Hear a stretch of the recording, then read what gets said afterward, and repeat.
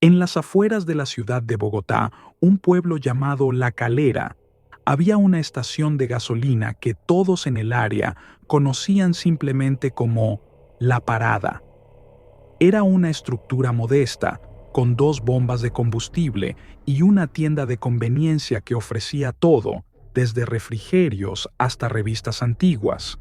Si bien su aspecto no era muy atractivo, la parada brindaba un servicio necesario para los conductores que cruzaban la vasta carretera que conectaba varias aldeas rurales. Sin embargo, cuando el sol se ocultaba más allá del horizonte, el lugar adquiría un aire inquietante y misterioso. La leyenda de la estación de gasolina comenzó décadas atrás. Se decía que durante la construcción de la carretera en los años 50, un trabajador había sufrido un trágico accidente.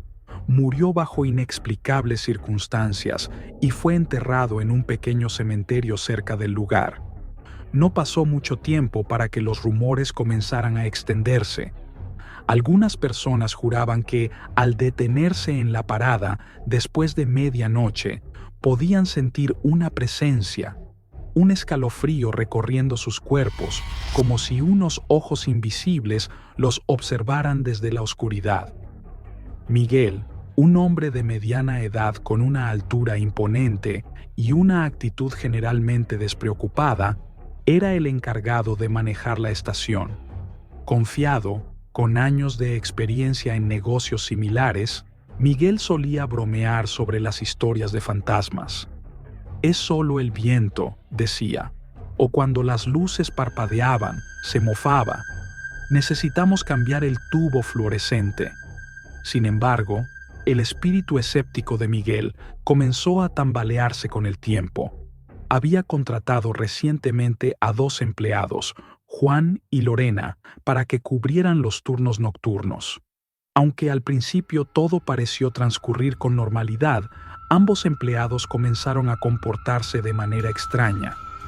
Juan, un joven lleno de energía, con un amor por el fútbol y una afición por las novelas gráficas, comenzó a sentir un profundo malestar poco después de unirse al equipo. «Me sentí observado anoche», dijo Juan con una mueca, frotándose los hombros para calmar el frío que aún persistía en su piel. «No había nadie, pero no puedo explicarlo. Es como si alguien estuviera parado justo detrás de mí». Lorena, por su parte, trató de ignorar las anécdotas de Juan. Sin embargo, una noche, mientras revisaba el inventario en la tienda, escuchó un susurro a sus espaldas: «Déjanos descansar». Se giró rápidamente, pero solo encontró el pasillo vacío delante de ella. Sus palabras siempre quedaban grabadas en su memoria, hirientes, pero más perturbadoras con cada recuerdo. Miguel, viendo que el ambiente laboral comenzaba a desmoronarse por la supuesta actividad fantasmagórica, decidió pasar una noche en la estación buscando calmar los nervios tanto de Juan como de Lorena. Llevó consigo una silla plegable, algunos bocadillos y un termo de café fuerte, decididos a sobrevivir la noche sin incidentes. El reloj marcaba la medianoche cuando una fría ráfaga de viento cruzó la estación, haciendo que las luces parpadearan brevemente. Miguel sintió un escalofrío recorriendo su espina dorsal, pero se mantuvo firme, considerando que todas esas habladurías no eran más que leyendas absurdas. Sin embargo, tan pronto como decidió levantarse para estirarse un poco, oyó un ruido como un susurro en el fondo de la tienda. Se detuvo de golpe, concentrándose en identificar la fuente. Una melodía apenas audible, como una suave canción de cuna, flotaba en el aire antes de desvanecerse por completo. Sacudiendo su cabeza, intentó distraerse con arreglos trivial de papeles y recibos, en un intento de evitar pensar en lo que había oído. Los siguientes días trajeron una mayor sombra sobre la pequeña estación. Empezaron a aparecer crucifijos en los lugares más inusuales, colgados de los dispensadores de caramelos o apoyados cuidadosamente al lado de la cafetera. Miguel asumió que se trataba de la broma de algún adolescente que quería asustarlos. Simplemente hemos atraído la atención de alguien con mucho tiempo libre, insistía, intentando infundir confianza en su equipo. Sin embargo, los empleados estaban cada vez más paranoicos. Los crucifijos eran solo el comienzo. En la tercera semana después de los primeros incidentes, la imagen se volvió más macabra. Pequeños animales muertos, cuidadosamente colocados en el umbral de entrada de la tienda, como ofrendas a un ser invisible y vengativo. Juan y Lorena se debatían entre continuar trabajando o salir corriendo, pero el trabajo era escaso en el área y necesitaban el dinero. Aún así, el miedo comenzaba a superar la necesidad. Miguel, ya más preocupado que antes, llamó a la policía local. Los agentes revisaron las grabaciones desgranadas de las cámaras de seguridad, aunque solo encontraron interferencias y estática. Los propios dispositivos parecían haber fallado en captar cualquier evidencia substancial. Probablemente un animal, concluía el oficial Pérez con una mueca indiferente, mientras mostraba las imágenes a Miguel. Estos sistemas baratos raramente sirven. La noche, que debía traer alivio tras la partida de los oficiales, trajo consigo un misterio aún más profundo. Al día siguiente, Juan no se presentó a trabajar. Sus llamadas no eran respondidas. Su último mensaje, un lacónico, «Quizás veamos algo esta noche». El mismo día, mientras la preocupación por Juan crecía, encontraron una foto tirada en el suelo de la tienda. Mostraba a Juan con su pequeña familia, sonriendo despreocupadamente en un parque de diversiones. La desaparición de Juan fue un golpe devastador para la estación de servicio y el pueblo. Miguel, a pesar de su tonada burlona inicial sobre los fantasmas, ya no podía ignorar la evidencia. Comenzó a preguntarse si el trabajador fallecido realmente nunca se había ido, si era su espíritu el que buscaba justicia o venganza, y si habían ignorado su advertencia demasiado tiempo. Con cada paso que daban en busca de respuesta, el desasosiego crecía, teñido por el potencial de hallazgos más aterradores y la necesidad urgente de traer a Juan de vuelta a salvo. Y así, con miedo y esperanza en una extraña balanza, decidieron que debían confrontar al espíritu y resolver el enigma de una vez por todas, por el bien de la estación y la tranquilidad de la calera. Esa noche, el viento gélido soplaba con más fuerza que de costumbre en la calera, como si impulsara a los habitantes del pueblo hacia la inquietante estación de servicio. Miguel, sintiendo la responsabilidad crecer en sus hombros, decidió organizar una reunión con Lorena y algunos vecinos interesados en ayudar.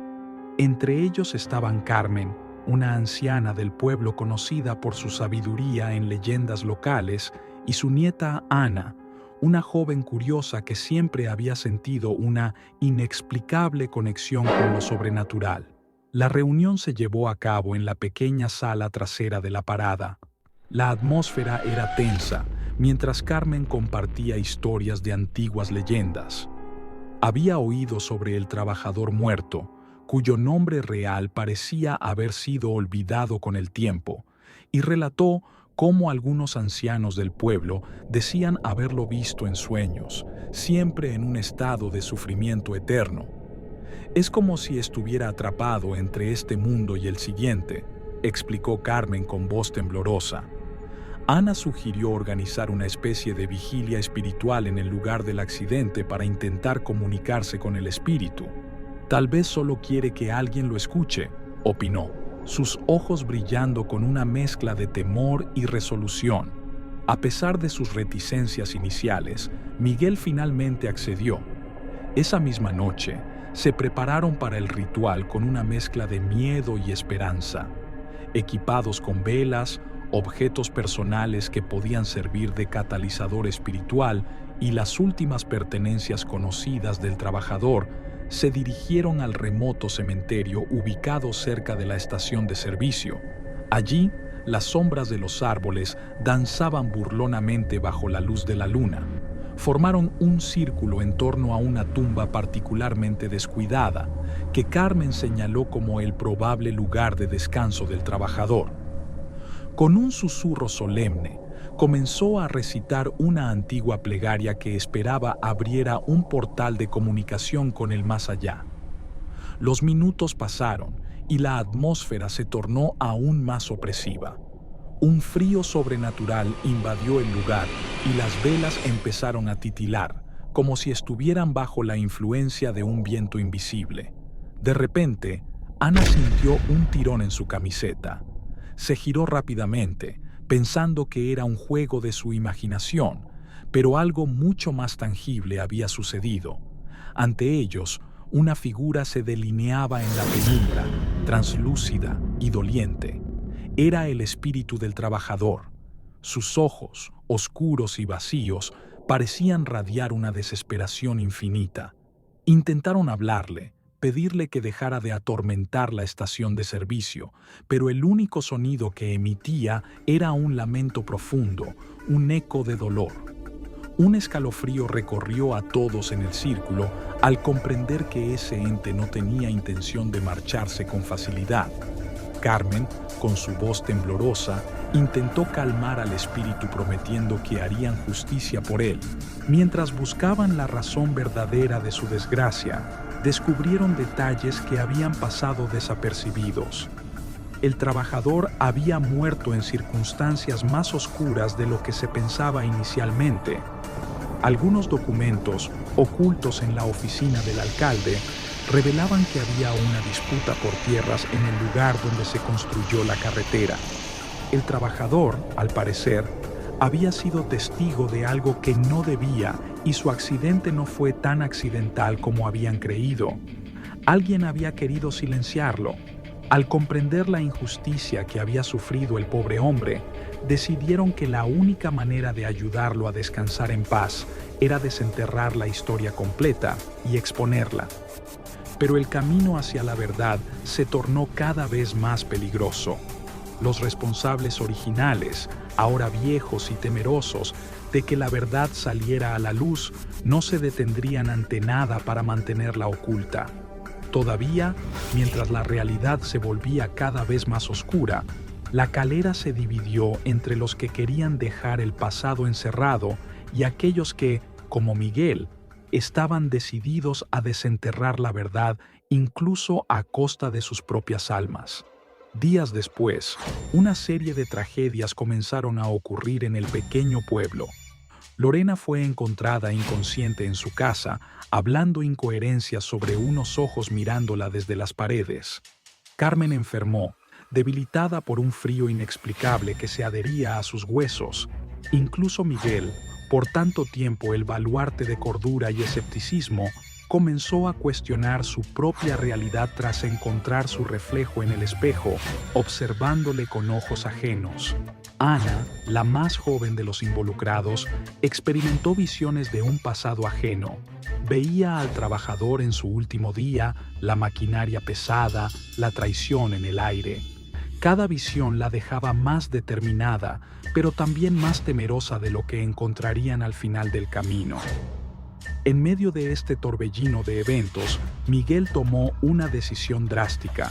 Con la ayuda de Ana, quien se había convertido en su confidente en esta cruzada contra lo imposible, idearon un plan para reunirse en el lugar del accidente, convencidos de que había algo más, un secreto que aún no habían desenterrado.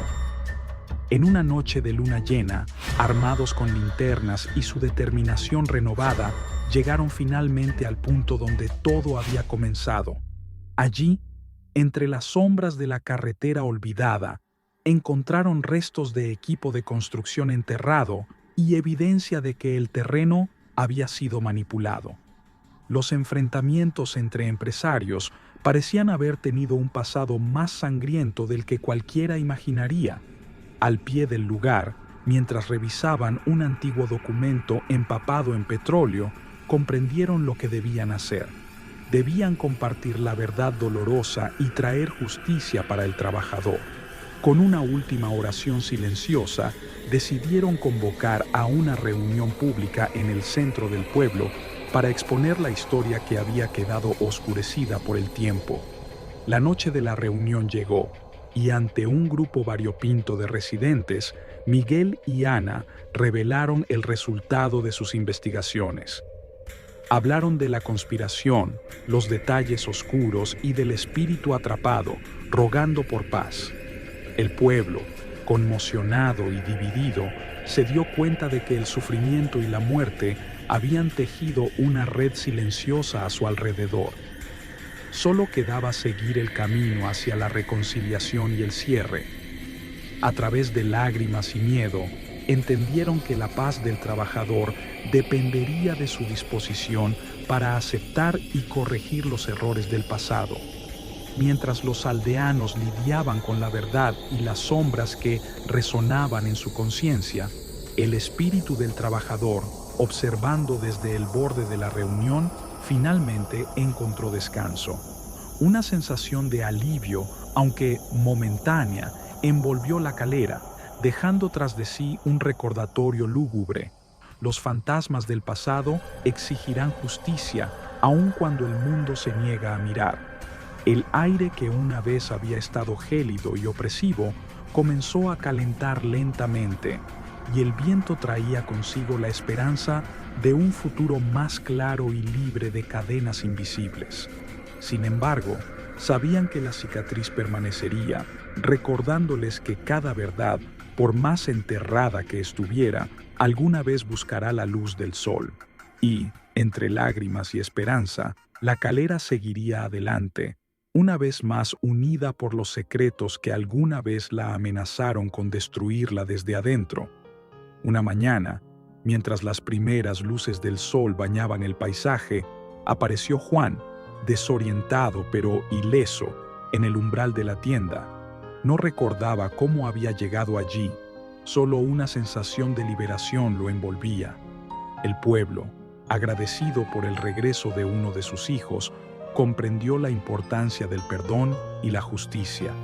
Miguel, Ana y Lorena contemplaron el amanecer, sintiendo que por fin el pasado había sido redimido, asegurando que el pueblo pudiera mirar hacia el futuro con renovada esperanza.